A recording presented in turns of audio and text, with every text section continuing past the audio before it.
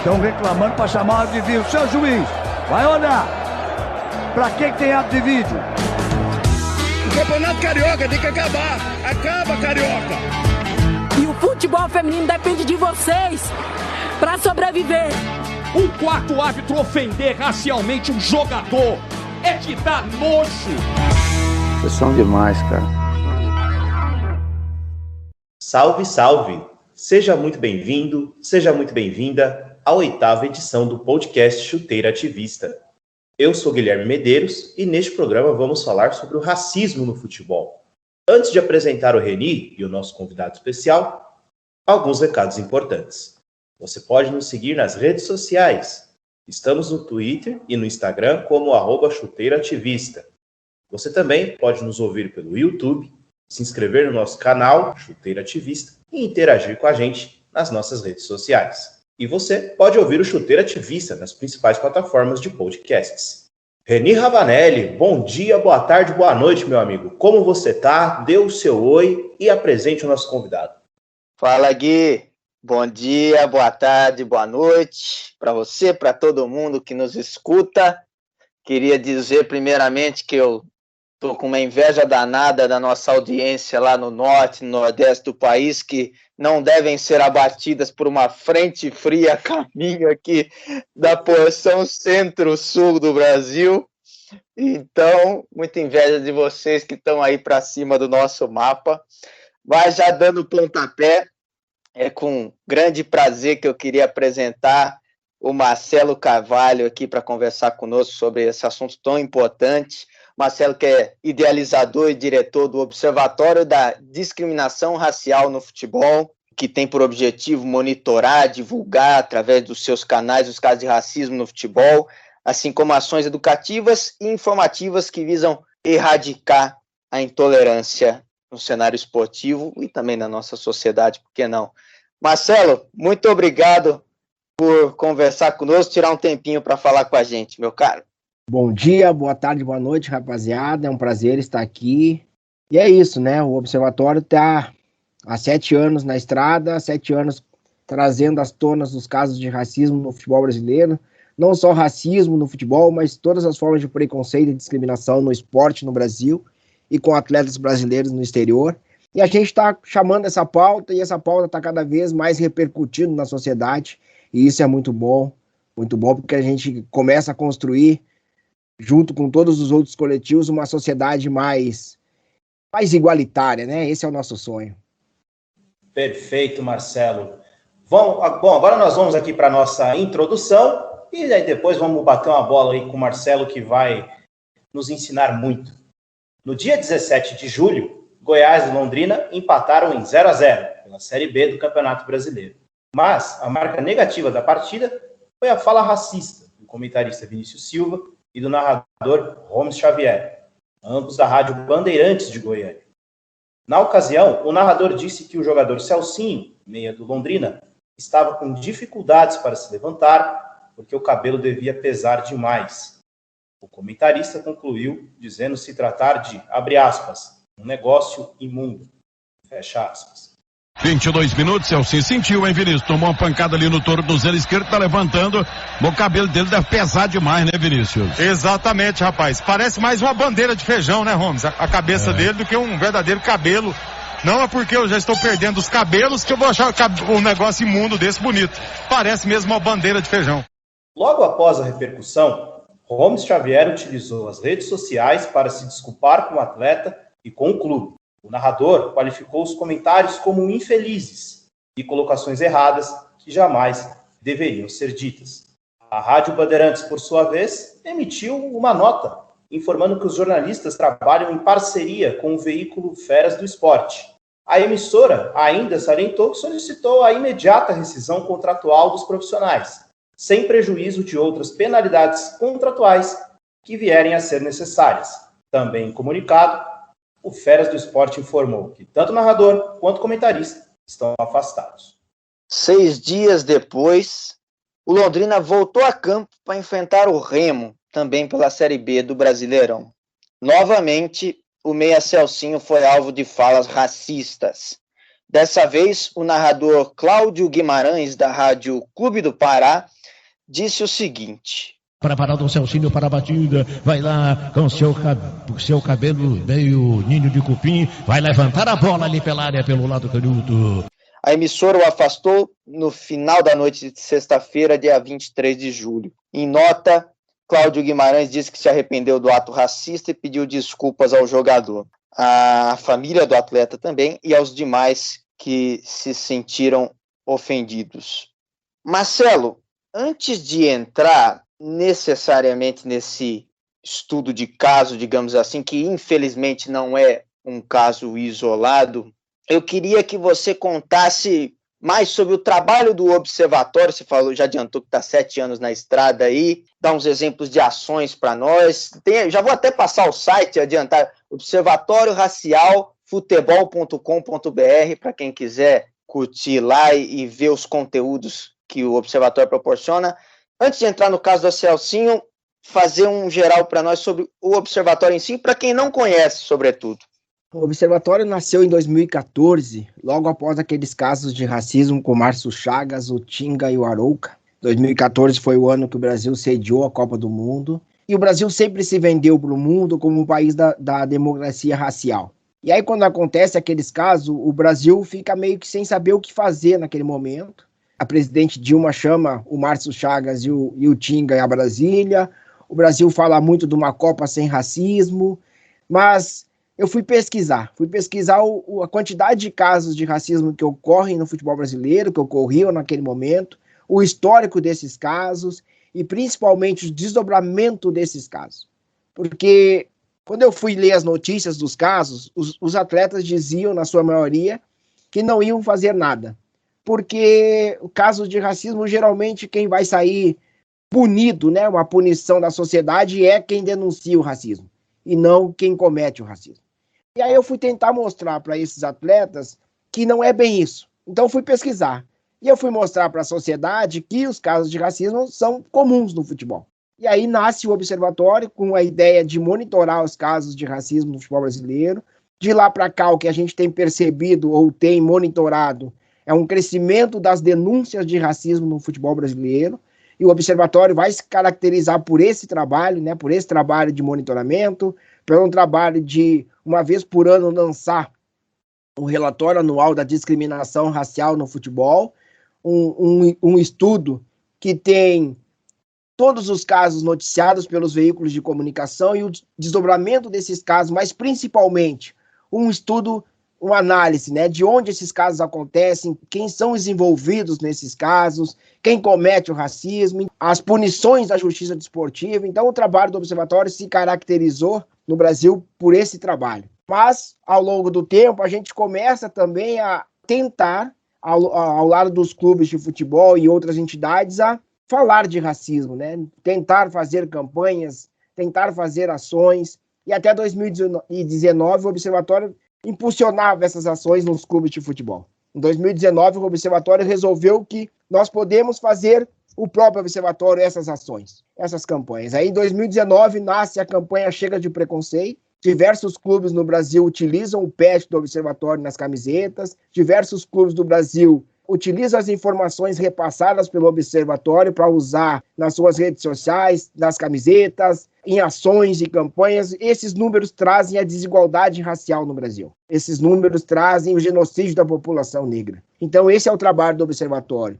Primeiro momento, denunciar os casos e cobrar punições. Num segundo momento, trazer essa pauta sempre à tona e quebrar esse silenciamento, né? Quebrar esse silenciamento que os jogadores de futebol têm, e a gente entende por que tem, entende por que é necessário ele ocorrer, mas aí a nossa ideia é trabalhar junto com os torcedores e com a imprensa. Eu acho que cada vez mais torcedores, imprensas e clubes envolvidos nessa ação, nessas ações, vai fazer com que os jogadores quebrem o silenciamento, os jogadores comecem a falar sobre racismo. Então esse é o trabalho do Observatório nesses 7 anos, e a gente tem avançado, né? Tem avançado porque a gente percebe um crescimento do debate, não só nos veículos de comunicação, mas também dentro dos clubes, e principalmente a gente monitora o crescimento de grupos coletivos de torcedores que nascem de fora dos clubes para dentro, coletivos LGBTs, coletivos de mulheres, coletivos negros, que buscam mais respeito, mais igualdade, respeito à diversidade.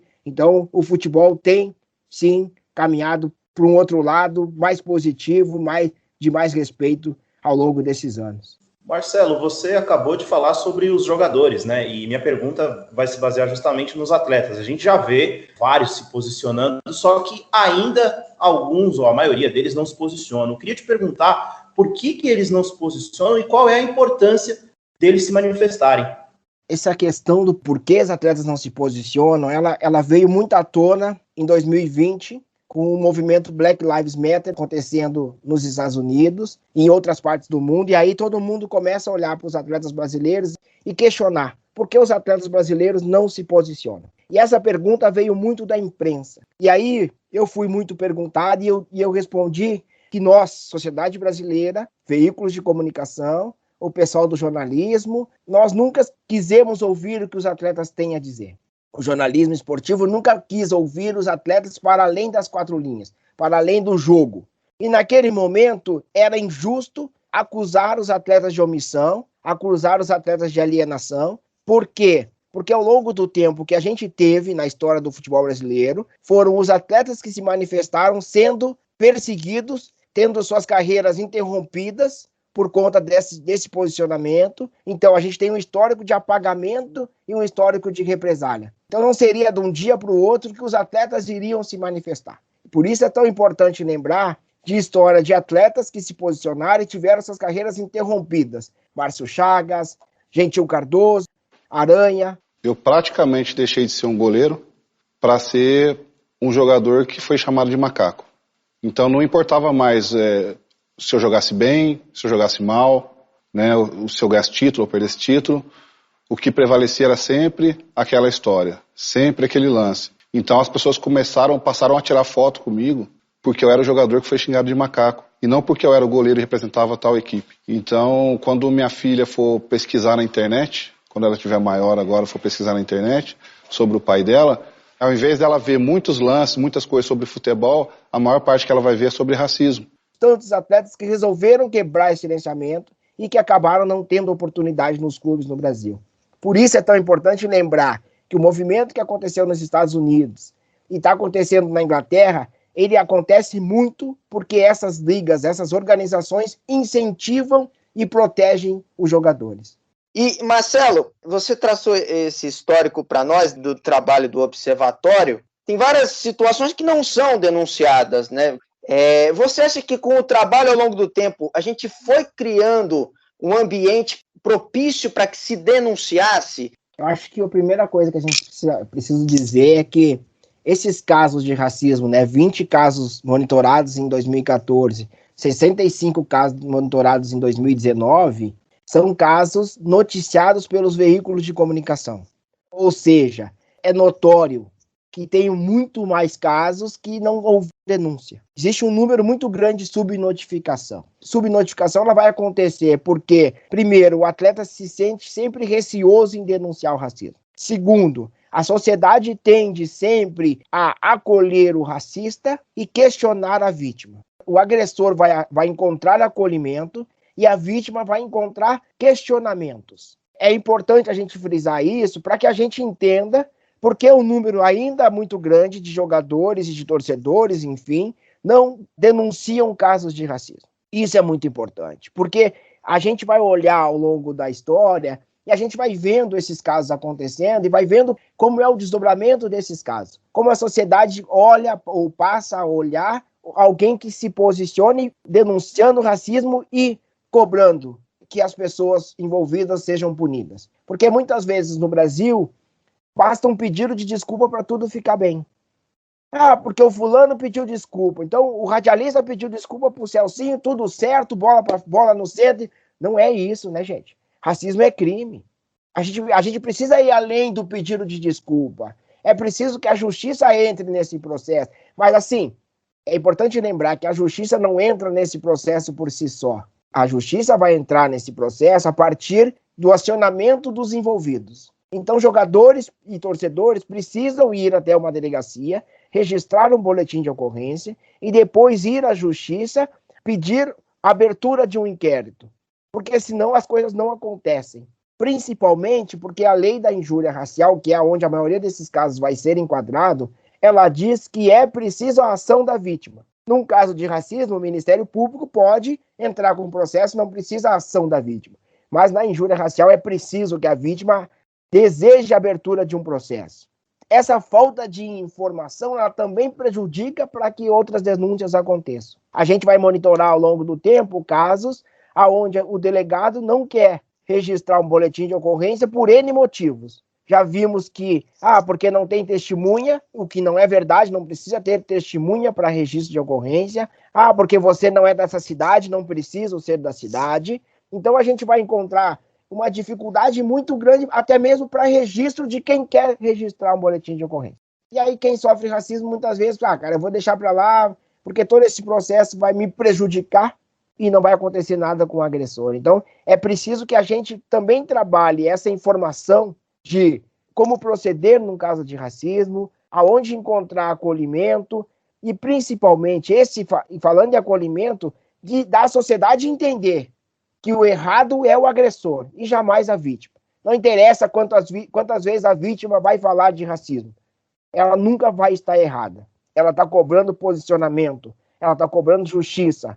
É isso, né? No Brasil, a gente inverte esses fatores e aí a gente tem aquela frase do Cabelê Mungana que diz, né, que no Brasil o racismo é um crime perfeito. Crime perfeito, porque o racismo à brasileira é como um carrasco que mata 2 vezes, mata fisicamente, mata pelo silêncio, porque um racismo onde as coisas não são ditas, tudo se explica através do mito de democracia racial. A gente viu isso no debate sobre cotas, sobre políticas afirmativas. Dizer, mas cota para quê? Não tem negro no Brasil, todo mundo é mestiço. É verdade, Marcelo. Eu queria perguntar para você sobre os clubes, né? Os clubes, eu tenho a impressão, você pode até me corrigir se eu estiver errado, eles fazem um posicionamento muito pontual. Quando um jogador sofre racismo, o próprio Londrina, por exemplo, né? É um posicionamento muito pontual.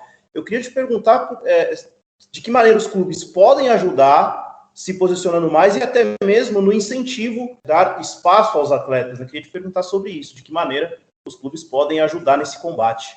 Eu acho que uma vez que o clube se manifesta, o jogador vai perceber que ele está dentro de um clube que se posiciona. E aí ele já vai se sentir acolhido. A gente pode olhar nesse exemplo o Bahia. O Bahia, a partir do momento que o Roger chega no Bahia e vê o Bahia com posicionamento, com ações antirracistas, o Roger vai se sentir à vontade e vai falar. E vai falar e falou, né, sobre a questão racial. Negar e silenciar é confirmar o racismo. A minha posição que eu ocupo hoje como negro na elite do futebol brasileiro é para confirmar isso. O maior preconceito que eu senti não foi de injúria racial. Eu sinto que é preconceito quando eu vou no restaurante só tem eu de negro, né? Na faculdade que eu fiz só tinha eu de negro. Isso é a prova para mim. Mas mesmo assim, rapidamente quando a gente fala disso, ainda tentam dizer, não há racismo, tá vendo? Você tá aqui. Você é a prova de que ele tá aqui. Não, eu sou a prova de que há racismo porque eu estou aqui. Então, por exemplo, eu fui numa categoria de base dar palestra para os meninos. Depois da palestra, a gente viu meninos indo na rede social se manifestando sobre a questão racial. Ou seja, é preciso que clubes incentivem. É preciso que clubes encorajem e acolham e protejam esses jogadores. Porque se ele se manifestar e não se sentir protegido, acolhido, ele vai silenciar novamente.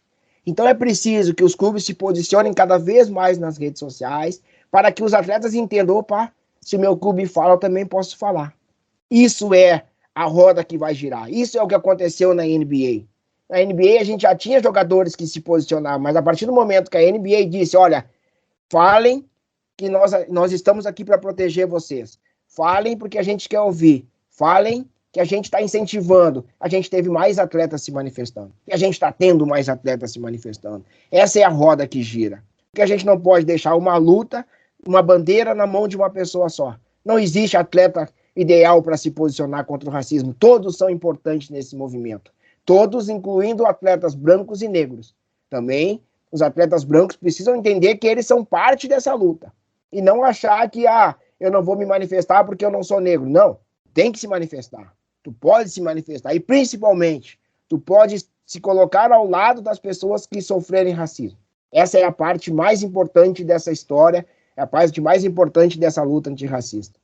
Vou aproveitar, Marcelo, que você mencionou um episódio que você foi até uma categoria de base e lembrar de um caso muito, muito triste, aquele caso do garoto Luiz Eduardo, lá do Uberlândia Academy, 11 anos, o menino, que ele chorou depois que o técnico do adversário do clube dele falou lá, fecha o preto aí, ó. Tava vindo aqui todo, aí eu falava assim, fecha o preto aí, ó, fecha o preto. Aí eu guardei pra falar no final, os pais. E ele falou só uma vez? Não, falou tantas vezes. Eu queria perguntar, esse episódio específico, como é que vocês encararam isso, de o racismo chegar até uma criança, que parece ainda mais violento na minha cabeça, assim. O Observatório já tinha visto outros casos? Infelizmente, casos nas categorias de base são comuns. Chegam até nós inúmeros casos de racismo nas categorias de base, e só não chegam mais pelo aquilo que a gente já falou. Muitas vezes os pais e os atletas se sentem coagidos, né, a denunciar, porque se denunciar a porta pode fechar, se denunciar o menino vai ficar sem clube, sem possibilidade. Então, a gente percebe isso. Mas aquele caso também é importante dizer, né, que foram outras pessoas que denunciaram o racismo. Foram outras pessoas que perceberam o racismo e que denunciaram. Perceberam o tratamento que o técnico adversário estava dando ao menino e aí denunciaram. Porque é isso que a gente fala de ser antirracista. Não basta não ser racista, é preciso tomar essa atitude. É preciso se colocar no lugar da vítima, denunciar e proteger a vítima. Mas o que eu digo assim, se a gente olhar para as categorias de base, a gente vai ver um mundo ainda mais cruel que o futebol profissional. Mais cruel porque é um funil muito grande, com muitos jogadores querendo chegar lá no final desse funil. E aí é uma disputa muitas vezes insana para categorias de base. São pais hoje em dia que pensam que o filho vai dar a possibilidade de uma ascensão social para a família. Então, já tratam o filho de outra forma. E a cobrança em cima dos meninos é muito grande, até mesmo da família. Porque tem que render, tem que jogar, tem que fazer gol, tem que... Entendeu? E muitas vezes, nessa cobrança, vai ter o racismo do adversário, vai ter o racismo dos companheiros de clube, vai ter o racismo dos adversários do jogo, e vai ter o racismo de mãe e pai de meninos que jogam no outro clube. É o que a gente já monitorou. Porque é isso, meu filho tem que vencer a qualquer jeito. O time do meu filho tem que vencer. Então, eu vou gritar, eu vou xingar, eu vou bater. E aí, na categoria de base, os casos de racismo são muito mais cruéis, no meu ponto de vista, porque é uma criança, né? A gente não sabe qual é o reflexo que isso vai ter na formação dessa pessoa, dali para frente. Marcelo, eu queria mudar um pouco o enfoque, mas falando sobre esse tema. Toda vez que nós vemos a seleção brasileira ou qualquer outra seleção jogar contra uma seleção africana, um time vai jogar contra um time africano, a gente sempre vê o comentário dessas seleções, desses times da África como, é um time forte, temos que ter cuidado, é um time de imposição física. Esses comentários genéricos, anteriormente era o futebol alegre dos africanos. Cara, como que a gente vai começar a mudar essa realidade? Essa realidade começa a mudar a partir do momento que a gente começa a discutir o tema, né? Então, por exemplo, teve um levantamento que saiu na Inglaterra do olhar dos comentaristas para jogadores negros. Negros do próprio país e negros que, muitas vezes, adversários que eram de países africanos, né? Então, a gente precisa discutir essa maneira que o jornalismo olha para jogadores negros. Aquela frase que o Giannis é um monstro não soa bem. E a gente precisa refletir sobre isso. Porque esse monstro é muitas vezes associado a uma pessoa negra fora do esporte, pela hipersexualização, pela animalização desse corpo negro. Então, muitas vezes, isso já existe. E aí, se tu traz isso para dentro do futebol, tu não consegue desvincular essa questão do monstro, do homem negro monstro, do homem negro forte, violento, desse homem negro que está no nosso dia a dia na rua. A característica vai ficar presa ao homem negro. Então, eu acho que uma maneira de mudar essa realidade é trazer esse tema para a pauta. E esse tema, eu acho que ele está vindo para a pauta. Está vindo para a pauta uma vez que a gente começa já a discutir o comportamento do narrador, o comportamento do comentarista. A partir desse momento, a gente está dizendo para eles, olha, estamos de olho. Se antes, como eles diziam, mas antes eu chamava de crioulo, antes eu chamava de um monte de coisa, não acontecia nada, que geração bem chata. Não, é que antes não existia um lugar de acolhimento, um lugar de denúncia, um lugar que essas pessoas negras que estavam incomodadas com essas falas pudessem recorrer. Hoje a gente tem. Hoje a gente tem o observatório, tem os veículos de comunicação que estão ali atentos e tem o torcedor, principalmente o torcedor que está atento, está filmando, está gravando, está expondo essas atitudes racistas do jornalismo esportivo. Então, eu acho que a mudança vai acontecer dessa pressão dos torcedores. Dos torcedores e dos patrocinadores, né? Os patrocinadores têm um papel fundamental nessa mudança de comportamento. Outro ponto para a gente abordar, Marcelo, eu e o Gui aqui, a gente está fazendo uma contabilização dos técnicos da Série A e B, os técnicos negros, e a gente não conseguiu passar de 3 dessa conta. O Roger Machado no Fluminense, o Jair Ventura na Chapecoense e o Hélio dos Anjos do Náutico. Como é que você vê para começar a superar essa realidade? Mas é isso, né? Por exemplo, vocês estavam olhando, vocês estavam contando, vocês estão apontando. E existem muito mais pessoas apontando, olhando e cobrando.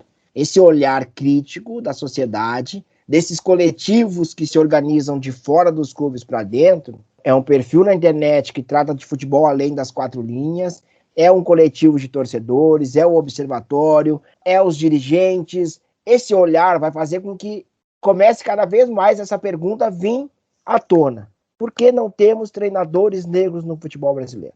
O futebol brasileiro tão numeroso de jogadores negros. Por que os negros estão nas 4 linhas e não estão fora das 4 linhas? Essa é a pergunta que vai trazer, de novo, né? É aquela coisa da pergunta que vai provocar uma resposta, uma mudança de comportamento.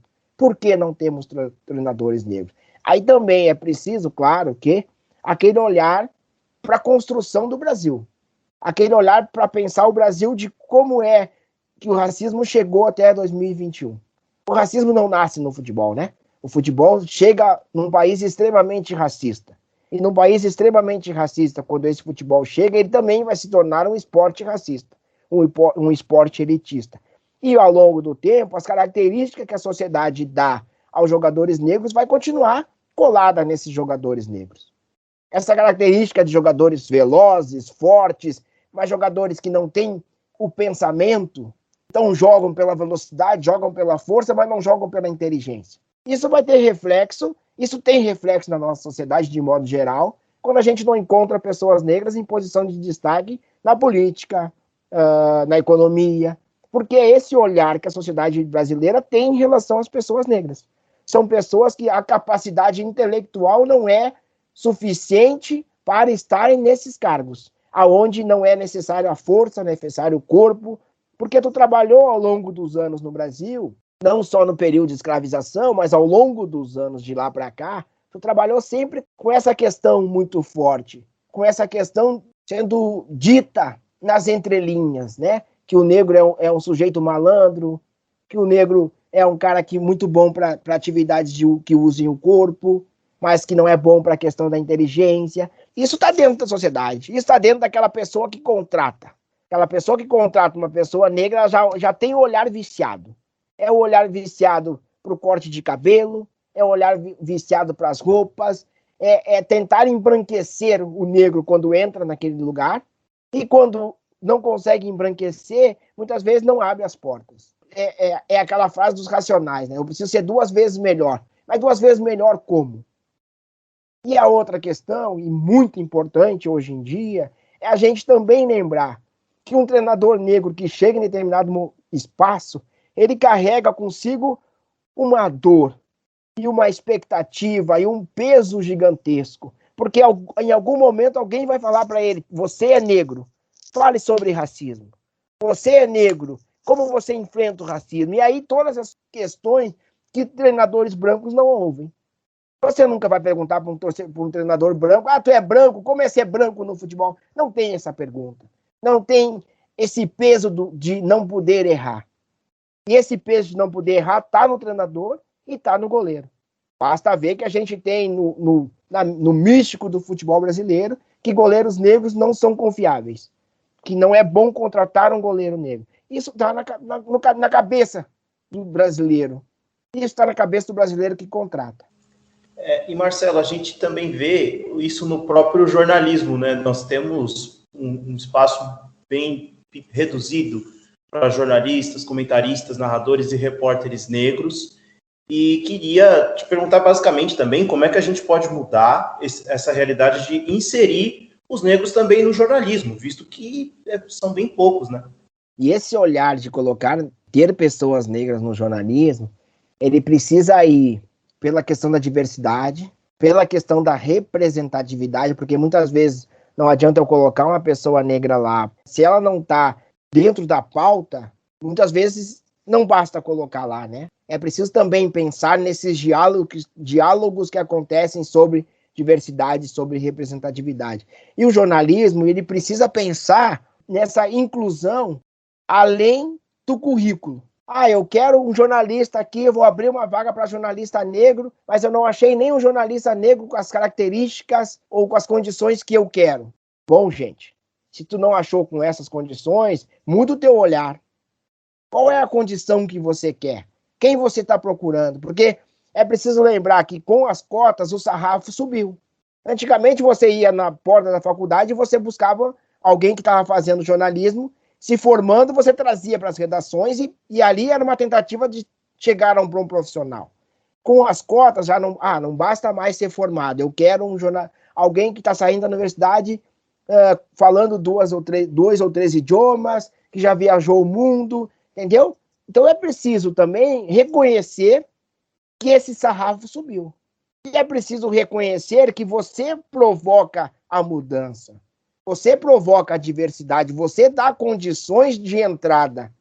Não basta dizer que eu estou procurando um profissional negro. Não, você tem que provocar. Você tem que chegar no RH e falar, olha, RH, eu quero contratar uma pessoa negra. Vamos trabalhar com essa questão. Porque o olhar viciado, muitas vezes, não está no dono, mas está no RH. E olha o currículo e, esse aqui eu não quero. Porque se o cara do RH olha o currículo e ele já... uma pessoa, um negro retinto, eu acho que não fica bem, já muda tudo. Porque daí ele vai procurar um negro mais claro, um negro com os traços mais finos, que já descaracteriza a maioria dos negros retintos de pele mais escura, com os lábios mais grossos, nariz mais aberto. Então é preciso todo esse olhar com todo mundo que vai participar do processo. Porque senão você vai dizer, eu penso em ter jornalistas negros, mas não aparece. Bom, se não aparece é porque alguma coisa está errado lá na porta de entrada. Marcelo, você comentou mais no começo do programa sobre essa dificuldade de, às vezes, de levar a cabo uma denúncia por vários entraves que às vezes existem, às vezes não existem, que vão se criando. Eu queria perguntar se o Observatório tem um dado sobre dos processos que, de fato, entraram em curso, da conclusão deles.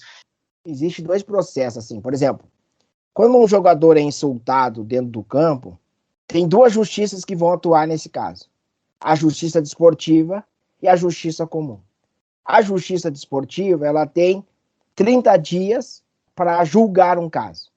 Então, por exemplo, pegando o caso do Gerson, jogo Flamengo e Bahia, Gerson e Índio Ramírez.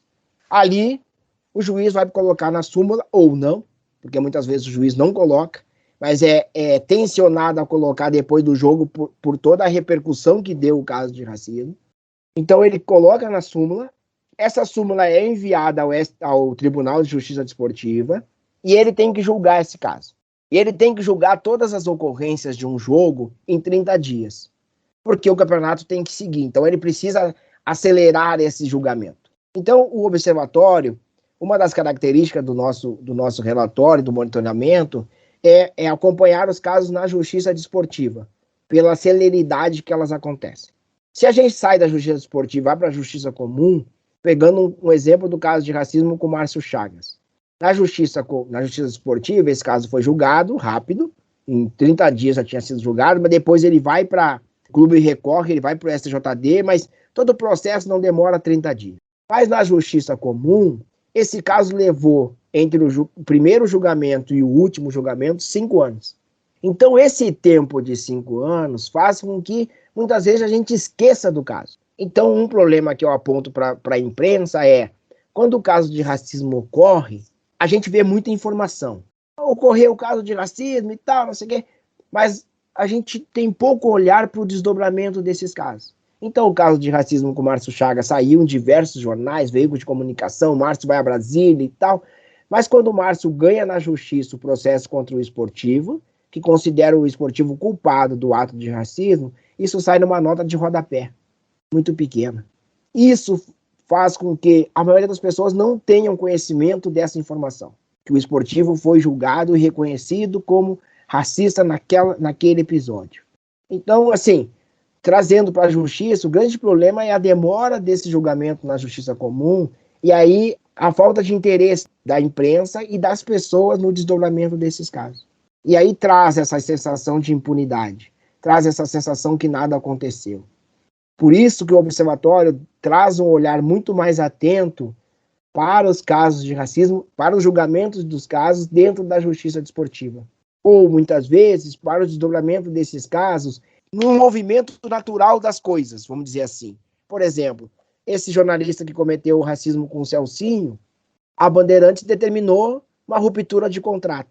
Então, determinou que esse profissional seja afastado. Então, a gente vê, mesmo que esse caso não vá para a justiça desportiva nem para a justiça comum, a gente já viu algum desdobramento desses casos. Claro que a gente sabe, por estar nesse trabalho há 7 anos, que a maioria das vezes, quando um profissional é afastado, ele é afastado, a poeira vai baixar, e quando a poeira baixar, esse profissional volta a trabalhar normalmente. Esse é o lado triste da situação. Mas, e aí o observatório entrou em contato com Londrina para que o Celcinho entrasse na justiça comum, para que o processo ocorra contra esse radialista e para que ele seja punido. Não que eu acredite que a punição seja o melhor caminho, ou o único caminho, não. Mas é preciso que ela ocorra para a gente não ter essa falsa sensação de impunidade. É preciso que essas punições ocorram para que outros racistas não se sintam à vontade de cometer insultos. Outros racistas não se sintam à vontade para reverberar os seus discursos de ódio. Então esse é o trabalho que a gente precisa fazer quando a gente fala em punição. Mas, de novo, é muito difícil isso acontecer no sentido da demora do processo, da demora que as coisas aconteçam. E que se a gente olhar para os casos de injúria racial, na justiça, a injúria racial permite um acordo entre as partes. E aí, por exemplo, esse radialista pode chamar o Celcinho e dizer, cara, vamos fazer um acordo aqui. Eu vou entregar 100 cestas básicas numa comunidade que tu vai determinar, eu vou te pedir desculpa e tudo morre aqui. E se o Celcinho diz que não aceita, a parte da sociedade vai achar que o errado é o Celcinho, porque não aceitou um pedido de desculpa. Poxa, o cara se arrependeu. Poxa, o cara pediu desculpa. O que tu quer? Quer que o cara faça o quê? Ele já fez a parte. Não, ele não fez nada. Muitas vezes, nem o pedido de desculpa dele foi um sincero. E sincero não é que seja sincero, porque eu nunca vou saber se é sincero ou não. Mas eu quero que as palavras sejam melhores elaboradas do que eu peço desculpa ao Celcinho a quem se sentiu ofendido. Não. Cara, vai lá. Faz um pedido de desculpa. E se o cara não aceitar o teu pedido de desculpa, não se faça de vítima. Ah, porque ele quer... Não. Eu tô no meu direito de não aceitar o teu pedido de desculpa. Porque eu sou oprimido. Porque eu vivo com isso o dia inteiro, o tempo inteiro na minha vida. E eu não quero perdoar. Eu quero justiça. E é para isso que a justiça existe. Então, esse é a grande questão do negócio, né? Por isso O Observatório trabalha tanto e olha tanto para a justiça desportiva. E a justiça tem que colaborar. Eu até estava falando com o Gui aqui antes de entrar aqui no podcast, que um outro caso que também se perdeu e muitas pessoas não viram a repercussão do caso do ciclista lá de Goiás. Todo mundo lembra desse caso, o ciclista fazendo manobras em uma praça, filmando o ciclista negro e abordado covardemente por 2 policiais de Goiás. Aconteceu na cidade ocidental, Goiás, no entorno do DF.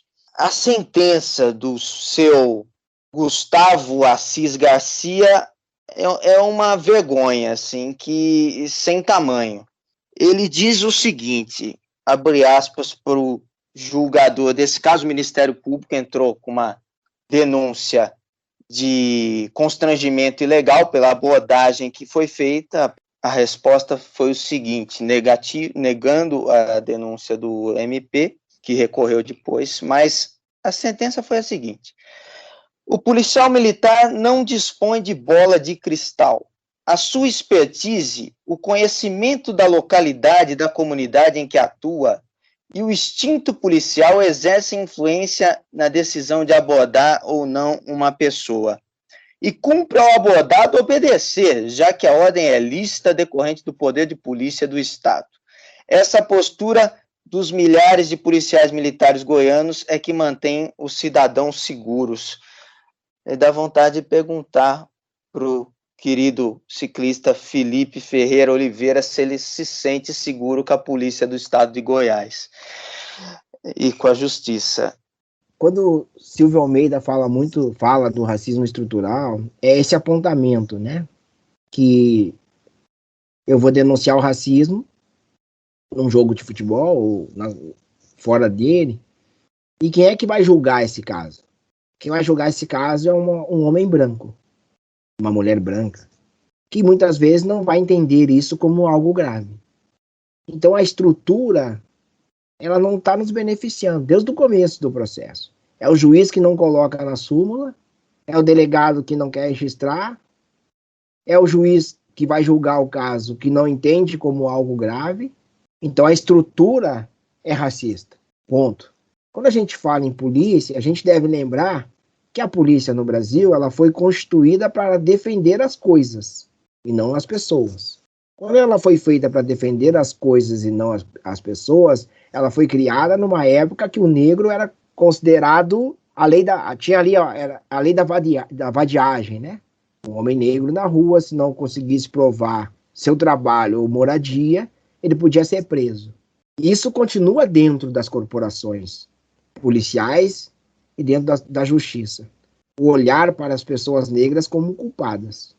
Então, se a gente não mudar esse processo, se a gente não começar a ter pessoas negras dentro desse lugar de decisão, se a gente não tiver pessoas discutindo a diversidade e espaços diversos, a gente não vai mudar esse cenário.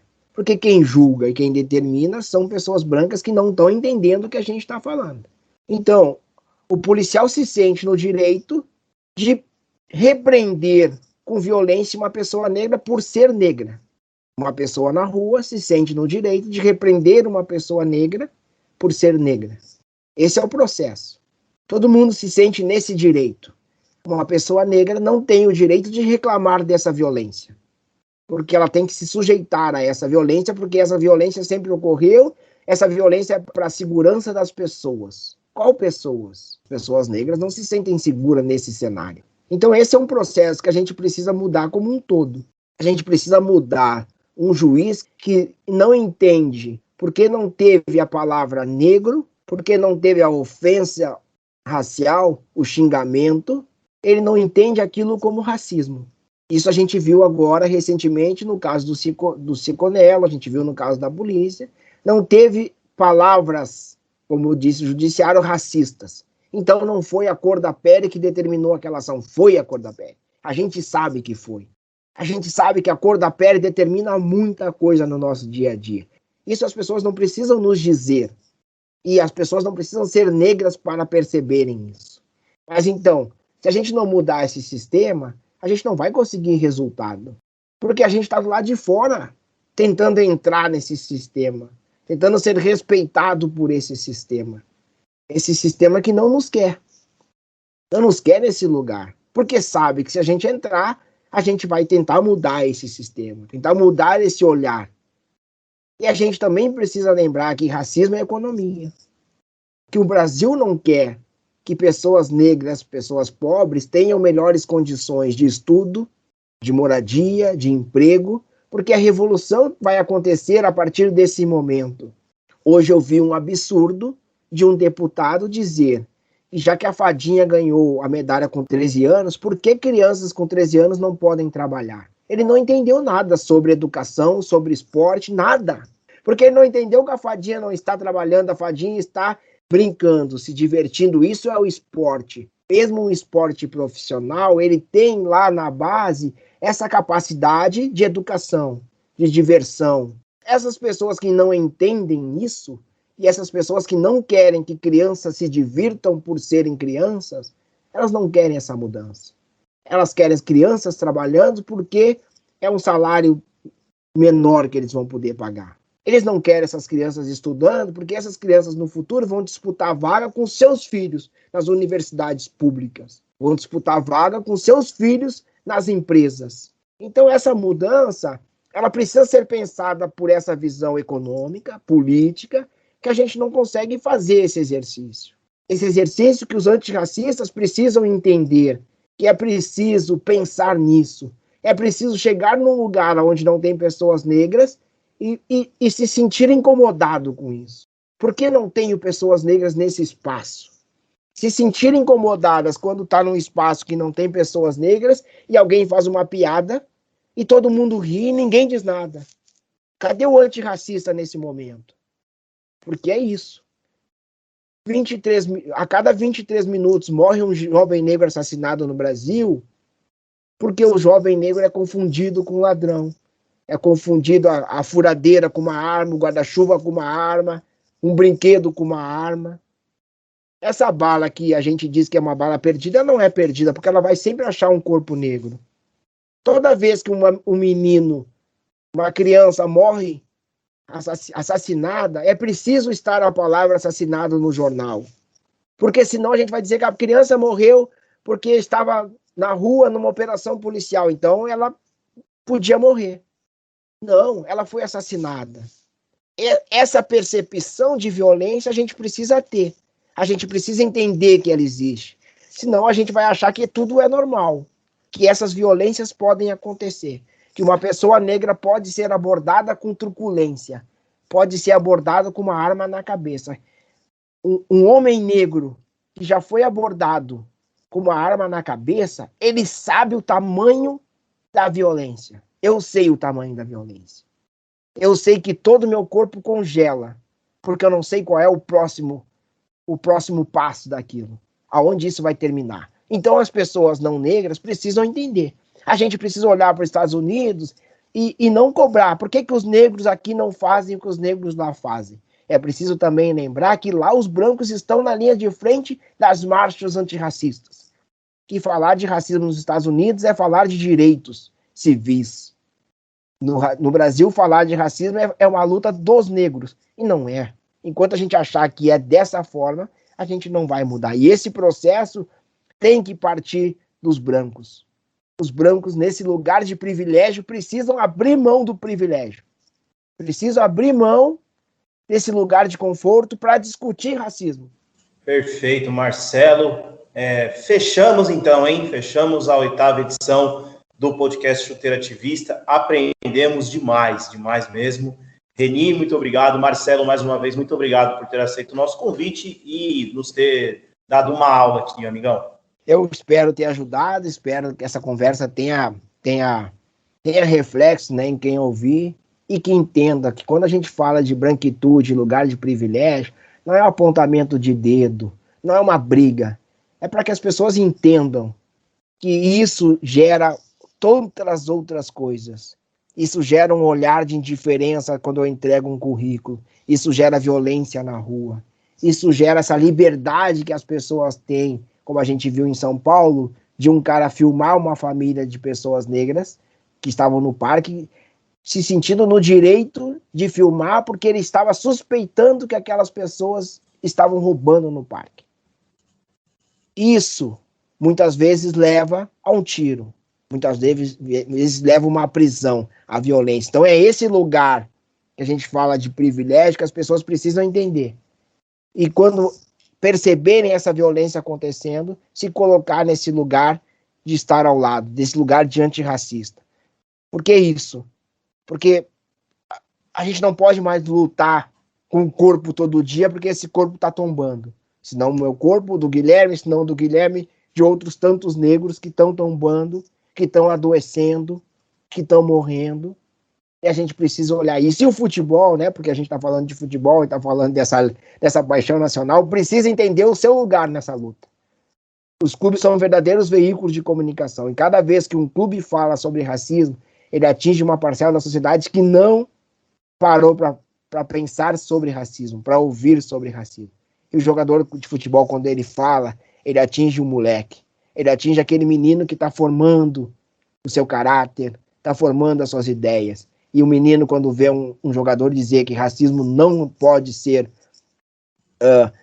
silenciado, não pode ocorrer da forma que ocorre, ele também vai se sentir no direito de, quando ele sofrer um ato de racismo, reclamar, cobrar, exigir justiça. Então é esse olhar que o futebol precisa ter, né? E que o torcedor entenda. Todos os clubes no Brasil têm problema com racismo. Se a gente olhar para as direções, a gente não tem pessoas negras. E a partir disso, cobrar primeiro o seu clube, para que a mudança ocorra. Depois o rival. Primeiro eu cobro o meu clube, para que insiram pessoas negras, para que tenham ações de diversidade, de promoção da igualdade. Esse é o lugar que o futebol pode nos proporcionar. Oi, gente, um destaque extra aqui do podcast. No dia 29 de julho, poucos dias depois que gravamos com Marcelo Carvalho, o Celcinho se manifestou pela primeira vez publicamente sobre os atos racistas que sofreu. Então encerramos esse episódio com a fala do jogador. Bom, o motivo da minha aparição é, lógico, para comentar sobre os ocorridos no dia 17, na partida entre Goiás e Londrina, e também do mesmo ocorrido na partida do dia 23 entre Londrina e Remo. Esse meu posicionamento é de fato para mostrar para todas as pessoas que entraram em contato, para todas as pessoas que estiveram junto, né, do Celcinho nesse momento difícil, para confortá-los e dizer que isso aí não passará impune, que isso aí já foram tomadas todas as medidas cabíveis. Gostaria de agradecer grandemente a todas as pessoas que entraram em contato, com todas as pessoas que me mandaram mensagem, e dizer que em momento algum eu compactuo com esse tipo de situação, com esse tipo de preconceito, e o que eu puder, o que o Londrina puder fazer, nós iremos fazer para tomar uma posição contra essas pessoas que são criminosas do meu ponto de vista. Né? Também gostaria de agradecer a todos os clubes que entraram e que abraçaram essa causa junto comigo, e para todas as pessoas, né, que se sentiram ofendidas, né, como eu, como minha família, para que se sintam bem, porque eu e o clube já tomamos todo o posicionamento possível e isso não passará impune. Então desde já agradeço a todos a mensagem, agradeço a todos esse apoio que tiveram comigo nessas duas situações, e que em momento algum, nós podemos deixar que essas pessoas criminosas, né, passem na frente daquilo que nós temos de mais importante, que é a nossa vida. Então, um beijo a todos e que Deus abençoe.